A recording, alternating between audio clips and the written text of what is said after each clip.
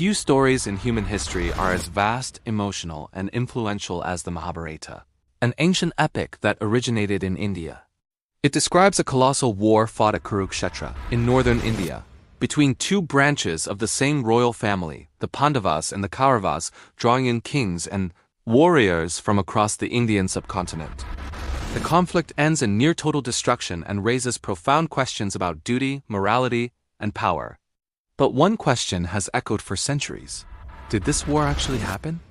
To answer it, we must separate history, myth, and memory. The Mahabharata is not a single book written by one author. It is a layered epic from ancient India, expanded over centuries through oral tradition before being written down. In its final form, it is more than 8 times longer than the Iliad and the Odyssey combined. Because of this, historians do not treat the Mahabharata as a literal historical record in the modern sense. There are no contemporary inscriptions describing an 18-day pan-Indian war across ancient India.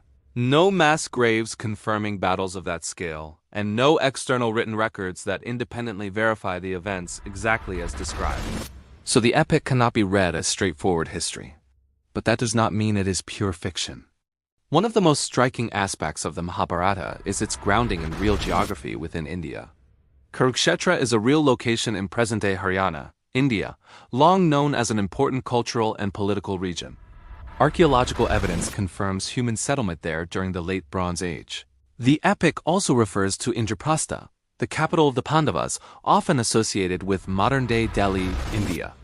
Excavations in this region show habitation dating roughly between 1500 and 1000 BCE, aligning closely with the late Vedic period of Indian history.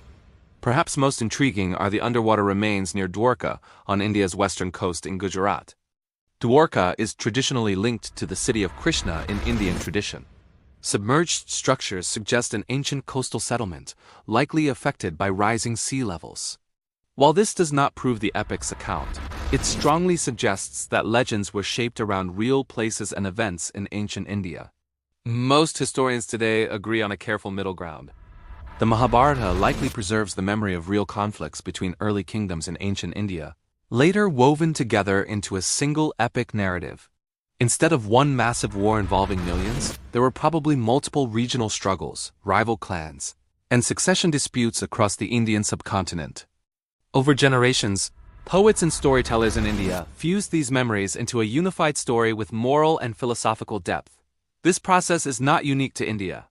The Iliad does something similar with the Trojan War rooted in real Bronze Age conflict, but transformed into epic myth. Based on linguistic analysis, archaeology, and cultural references, scholars generally place the possible historical core of the Mahabharata, conflict between 1500 BCE and 1000 BCE in northern India. This was a period of transition from tribal societies to early kingdoms, from bronze to iron tools, and from nomadic life to settled agriculture. What makes the Mahabharata especially powerful is not divine spectacle, but human realism. The war is not portrayed as a simple battle between good and evil. Every side believes it is justified. Heroes make terrible choices. Victories feel hollow. Moral certainty collapses. This psychological realism is why the epic from India has endured for more than 2,000 years. It does not glorify war, it questions it. So was the war real? The most honest historical answer is this. The war did not occur exactly as described, but it is rooted in real places, real cultures, and real conflicts from ancient India.